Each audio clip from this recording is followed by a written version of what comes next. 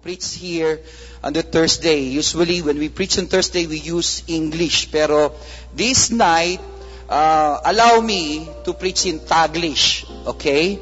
Praise the Lord. Sabihin mo nga sa katabi mo, pagpapasensyahan natin ngayon si Pastor Edgy. Sabihin mo nga, okay. Amen? Praise the Lord. So, before we start, I will just give you first muna question. No? Question. Ami, bigay mo muna yung second slide.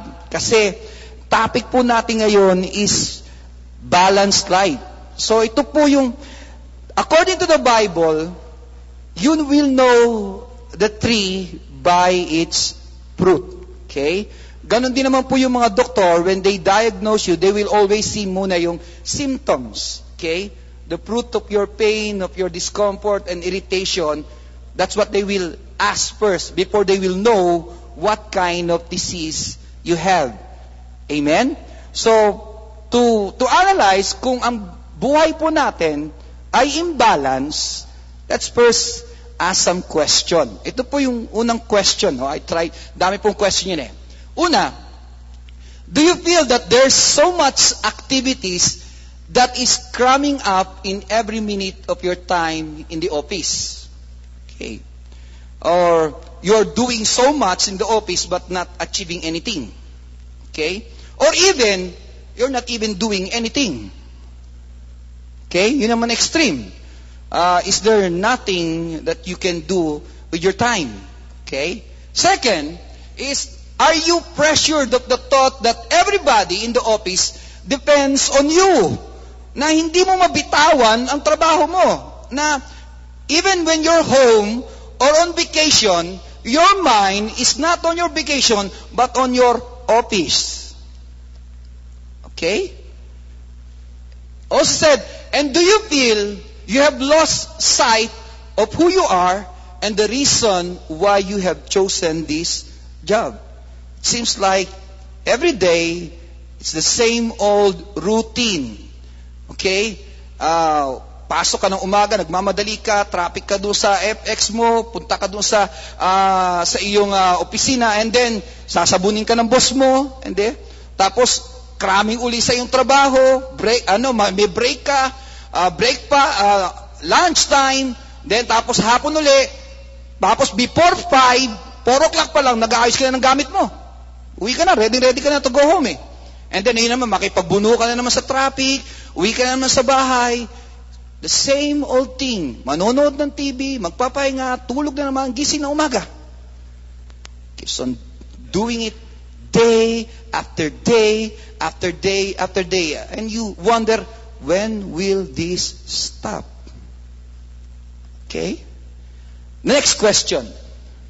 Do you constantly forget important dates of your family or miss important family events? Or you may even forget the name of your wife or the date or the birthday of your children or your anniversary. Alam niyo, one time po, nag-text po ako sa one of my workers. I greeted them, happy anniversary. Then, this worker text me back, sabi niya, thank you, Pastor. Binati mo kami. I forgot it's our anniversary. Next question po. When was the last time you took a vacation or enjoyed a book or just have fun? Of what? Yung hobby mo or anything that you like to do, listening to music, strumming a guitar, playing badminton, or whatever, or just relax. Or kahit natutulog ka, nananaginip ka na nagtatype ka pa rin ng computer. Okay? Last. Do you often feel tired, sick, stressed, or exhausted, even early in the week? Alam niyo, meron pong tinatawag silang Monday blues eh. Alam niyo ba yon? Yung tuwan-tuwa. Pag Friday, TGIF, thank God it's Friday. Di ba? Pagdating po na naman ng Sunday, paggabi na naman ng Sunday, bukas na naman, papasok na naman. Kaya minsan po, people are celebrating kapag may bagyo eh. Pagbaha ang di ba? To them, it's a blessing. Okay? So, just think about, are you Is there any fruit here or symptoms that tells you you're in balance? Sabi mo nga sa katabi mo, nasa hulog ka ba? Tanong mo sa katabi mo, balanse ka ba? Okay.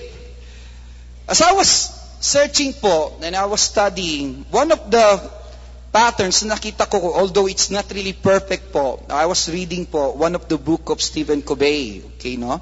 But I see, although it's good, but hindi po lahat yon is really applicable po for us. Okay? So, meron po ritong quotation meron pong quotation po rito si Bruce Barton. It says here, sometimes when I think about, when I consider what tremendous consequence come from little things, I'm tempted to think there are no little things. Wala kang pwedeng minosin. Alam nyo, yung maliit na bukol sa iyong kamay, o dibdib, o likod, might be a start of a cancer. Okay? Any little things na iyong ino-overlook might have a great consequence in your life. Now, the Bible says, God is not the God of disorder. Amen? You say amen. But He's a God of peace. Meaning, He's a God of order. That's why He made the world perfect, except that man fall into sin and came chaos and tribulation. Yung po nangyari sa atin God is a God of order and not disorder. Hindi po sabihin natin kaguluhan. So, for our topic tonight, this is the verse that I have chosen. I want you to read this with me. Romans 12, verse 1 to 3, because dito po may offering na sinasabi po. It says here, can we stand? Pwede po bang tumayo tayo lahat? And let's give respect to the Word of God. And read this verse together with me. When I count up to 3, please, in unison. Okay? 1, 2, 3, read. Therefore, I urge you, brothers, in view of God's mercy, offer your bodies as living sacrifices, holy and pleasing to God. This is your spiritual act of worship. Do not conform any longer to the pattern of this world, but be transformed by the renewing of your mind. Then you will be able to test and approve what God's will is, His good, pleasing, and perfect will. For by grace given me, I say to every one of you, do not think of yourself more highly than you ought, but rather think of yourself with sober judgment, in accordance with the measure of faith God has given you. Let's pray for a while po. Father, we thank you for this word. Make it alive in us. Help us not just to hear it, but help us to have a power to do it in our life, O Lord.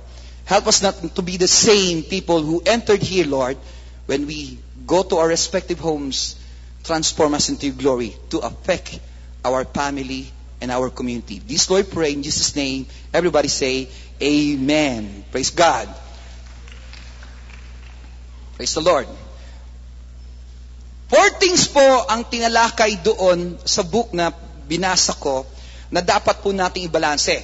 We said balanced life. So, what shall we balance in our life? Marami pong magbibigay ng kanilang suggestion what to balance. Maybe money, maybe family, maybe things po. Or sabihin natin jobs. What shall we balance? But ang topic po natin ngayon is not balancing your budget. Okay? Although maybe you have nothing to balance with. Okay? Praise the Lord. So ang topic po natin is balancing your life. That's why po, 4 aspect po na binanggit doon sa book, although I would just consider it 3 lang po. But 4 aspect. Number 1,